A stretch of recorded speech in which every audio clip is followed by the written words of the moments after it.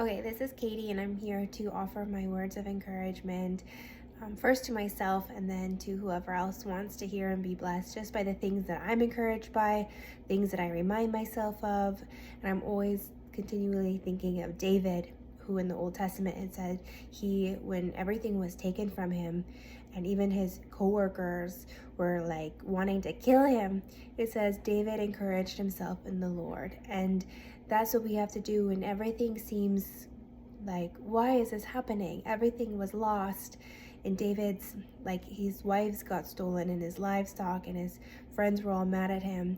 And he could be like, why did this happen? But he had to encourage himself in the Lord and take courage. And then it said he ended up recovering all that was lost.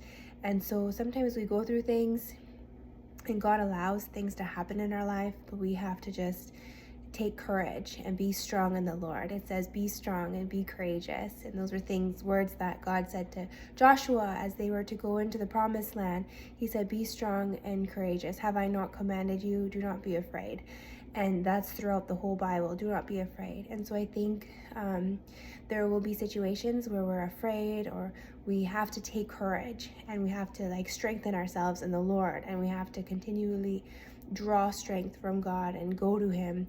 And one verse that has encouraged me is Psalms 90, and it says, a prayer of Moses, the man of God.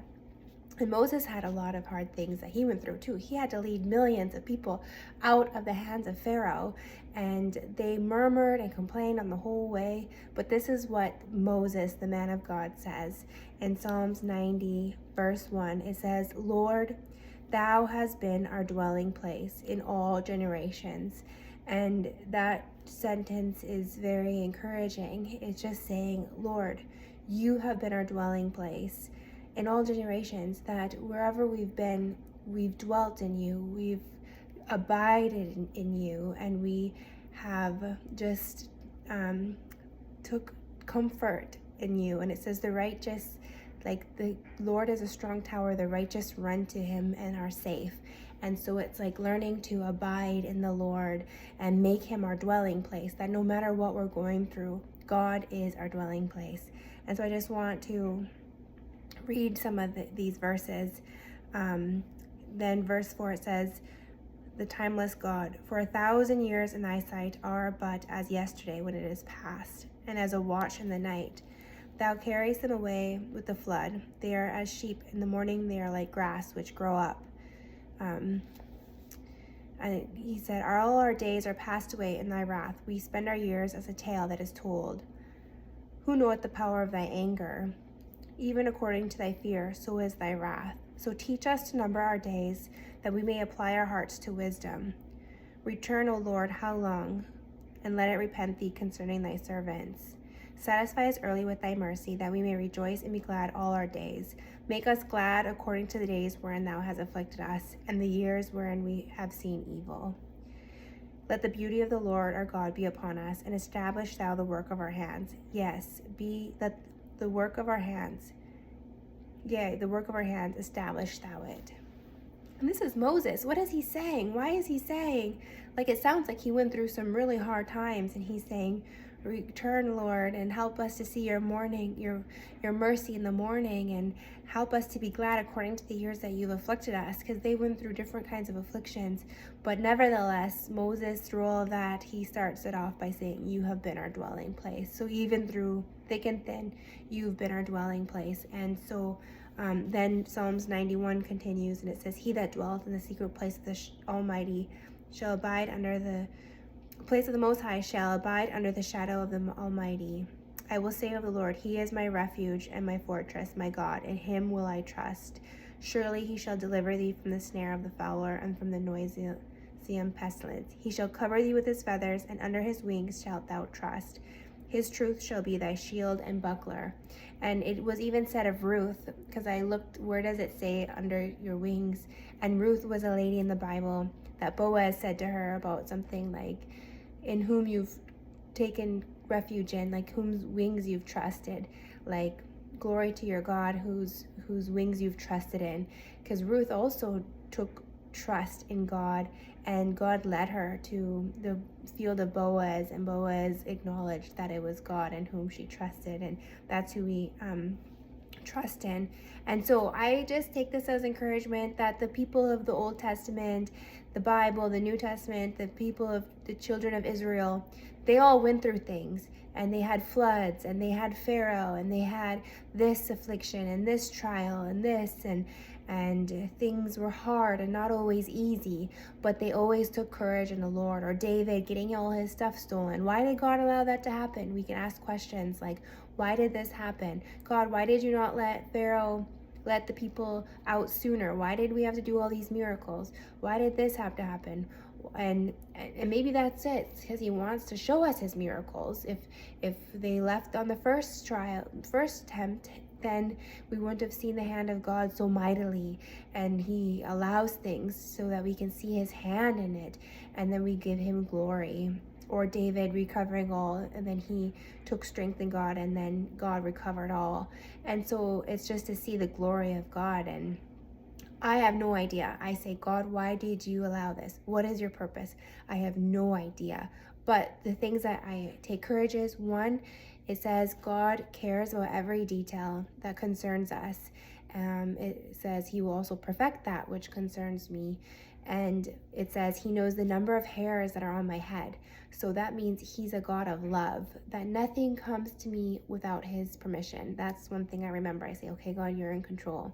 Two, I have to remember he has a plan for my life, and it's for good and not evil. Jeremiah 29:11. So I take these and I say, God's character is good. No matter what comes, it's for my good, to make me more like Christ and to know him. And then he's got a plan and a purpose. And then three, it makes me cling to him and seek him. It says, seek my face continually, and seek him and you shall find him. And so it makes me seek after him and the trials I go through. And I have to trust that everything is weighed out by him, and he knows all things. He is God. So it really makes us develop deep trust and clinging to God. And Moses, whatever he went through, he said, Lord, you have been our dwelling place. And so I just say this quick video of encouragement that no matter what we're going through, we can make God our dwelling place. We can take refuge under his wings, like Ruth and like Moses and the people of Israel. And we can trust him to lead us to wherever he's taking us. It's going to be a new year soon, and it's like going over the Jordan or going over the river and trusting like we're going over into a new year, and trusting that God will be with us. He told Joshua, do not be afraid, because I am with you wherever you go. So that's the reason why, and the foundation of why we're not afraid. We have every reason to be afraid, but we take God's word, which is the anchor of our life, that says, do not be afraid, because I am with you. Lo, I am with you always, even to the end of the age. And then there's verses that say, I will guide you continually, even unto death. And these are the promises of God, that he promises to guide us continually, so that at the end of our lives, we can be able to say, as we're going forward, we seek him, and we say, okay, God, I want your will. I seek you. I want to do your will. Guide me and lead me. And we're like David, always asking. And then we should have a peace, though, and not worry, but trust that he'll guide us.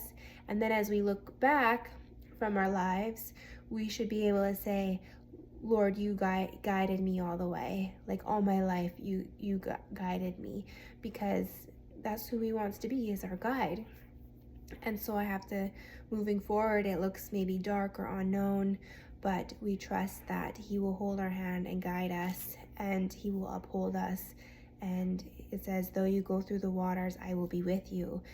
And so it's like he's walking hand in hand. And even today I was thinking, it's so much more fun to do things when you're together with someone, like going shopping or getting this task done. It's funner when you're with people that you love, especially, and that you get along with, and it's fun to do things together.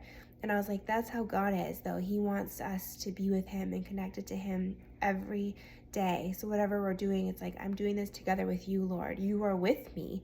Every person I go meet, every job or task I do, Lord, I am not alone, because you are with me. And David said that, yeah, though I walk through the shadow of the valley of death, I will fear no evil, for you are with me. So these are the comforts that we have. We don't feel him all the time. We don't feel him. But we have to trust that he is with us. He will guide us. And he is a buckler to all who trust in him. So we have to do our part and make him our dwelling place. And then he will do his part, and he will move mountains, and he will do great and mighty things. He says, call upon me and ask of me, and I will show you great and mighty things. That's Jeremiah somewhere. So it's like, okay, God, I'm calling upon you. What is the great and mighty things? And he will reveal things to us and show us the way to go. So that's my encouragement and hope for today, that we can be like David, encourage ourselves in the Lord, always be thankful and trust him, and just do the next thing. That's the next thing too that Elizabeth Elliot once said. She just said, do the next thing. So we might not know what to do. There might be thousands of things to do, but we just do the one thing, and step by step he'll lead us. So I hope this encourages you as it encourages me. Lord, you have been our dwelling place in all generations. And he that dwelleth in the secret place of the Most High shall abide under the shadow of the Almighty. Psalms 91. So Psalms 91 and Psalms 91:1. So I thank you for listening.